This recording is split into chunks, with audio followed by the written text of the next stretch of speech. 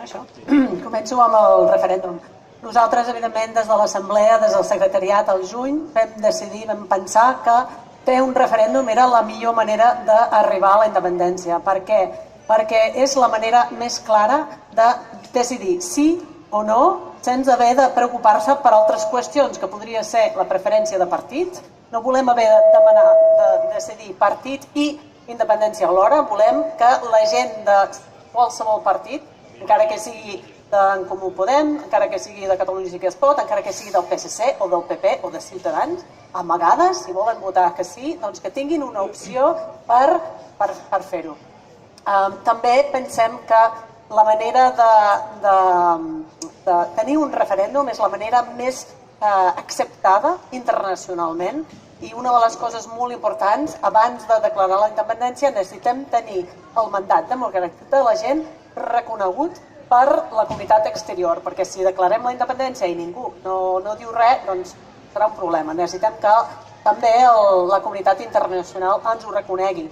Hi ha una tercera qüestió, que és el fet de que decidir qüestions sobre com serà aquest nou estat alhora que estàs votant sí o no, pensem que és massa confós i que una altra vegada hauríem de poder dir que sí o que no, sense haver de dir que sí a un cert article de la Constitució.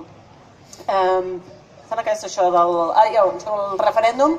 Per tant, veiem que és la manera més clara, més directa i més contundent per arribar a declarar la independència d'una manera efectiva.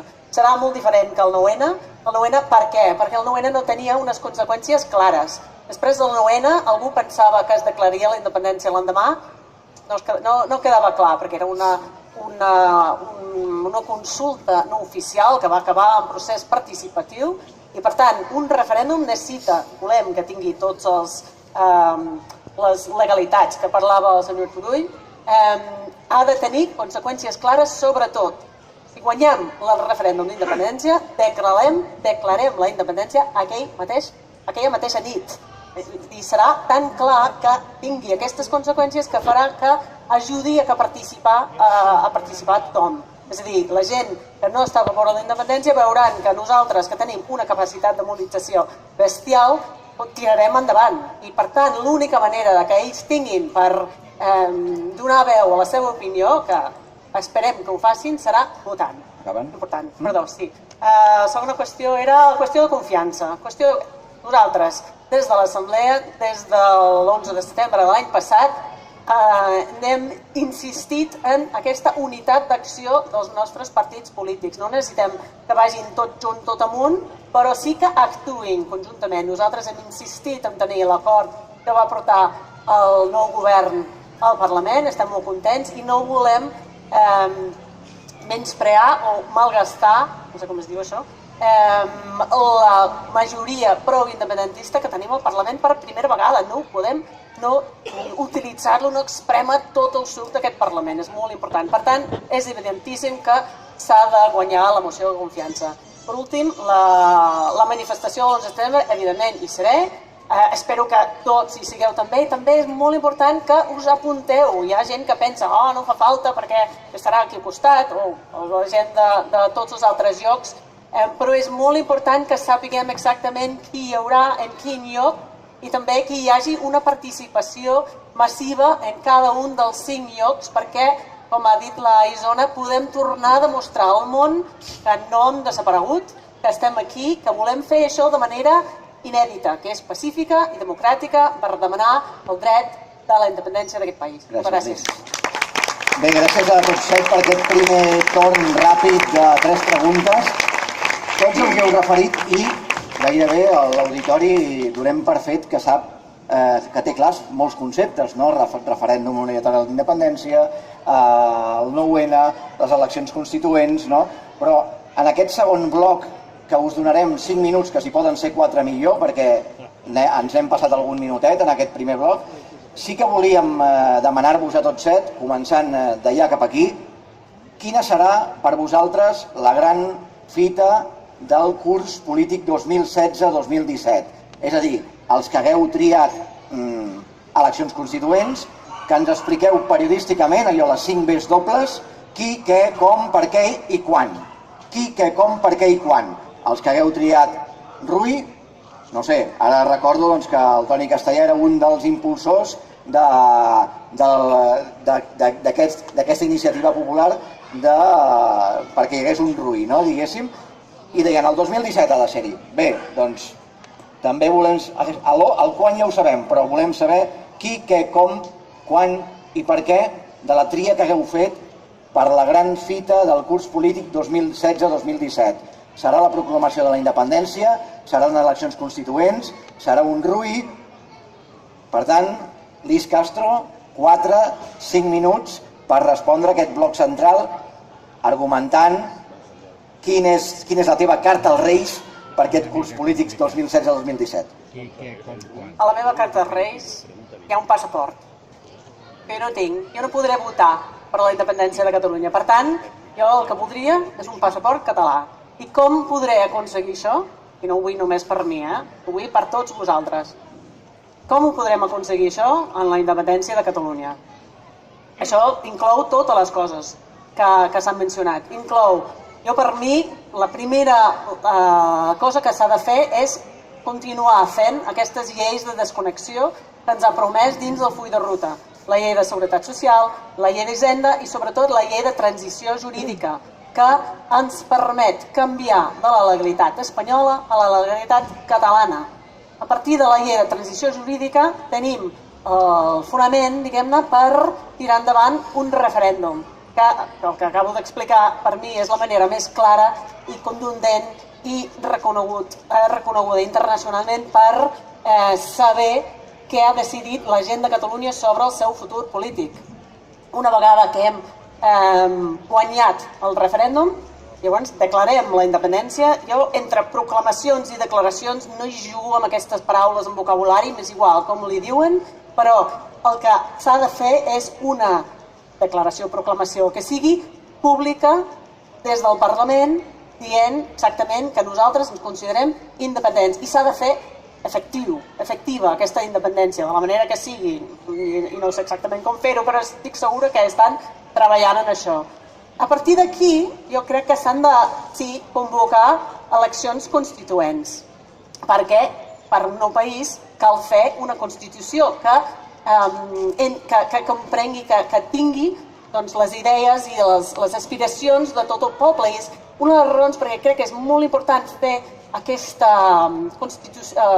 congrés constituent després de declarar la independència, és perquè jo vull que el senyor Pizarro també hi participi. Jo vull que tota la gent del país, del partit que sigui, que sigui independentista o que no, que també hi participi, perquè aquest país ha de ser de tothom, tant dels que ens hem cregut en l'independentisme des del principi com els que no, perquè necessitem totes les seves idees i totes les seves preocupacions i necessitem contestar el que necessiten. I llavors, després de les eleccions constituents, hi haurà un Parlament que tindrà la seva feina principal, diguem-ne, serà escriure la Constitució segons totes aquestes preocupacions i aspiracions, i llavors haurem de tornar a sortir per referendar aquesta nova Constitució.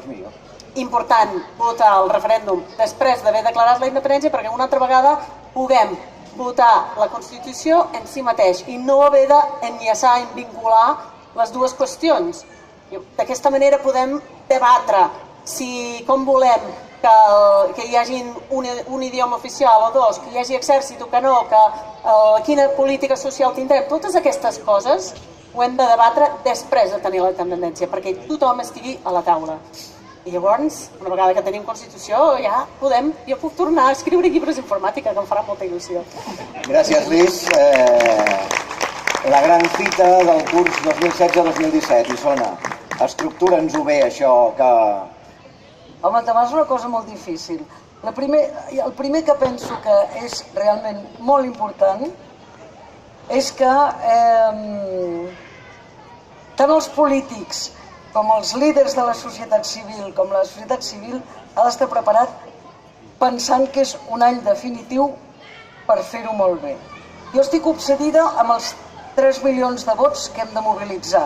Sabem, els que són profundament independentistes i els que són sobiranistes, que no hi són tots i que ens falta un marge important. Per tant, s'ha de treballar tan bé perquè aquest marge de gent que ara el tenim tan just creixi. Què vol dir? Treballar molt bé. Jo parlaré en termes genèrics, m'és igual després jurídicament quin camí agafa. En termes genèrics vol dir una cosa que a mi em sembla bàsica. És a dir, avui en dia la població es convenç de pertànyer a una nació per aspiració, perquè allò que es fa està ben fet, perquè les escoles funcionen, perquè la medicina funciona. Tenim un any per demostrar que podem fer això més ben fet a favor de la majoria de la població si ho fem amb un estat propi, amb un estat independent. Després hi ha un altre element que a mi em sembla que és molt important. És a dir, ho dic perquè encara hi ha federalistes.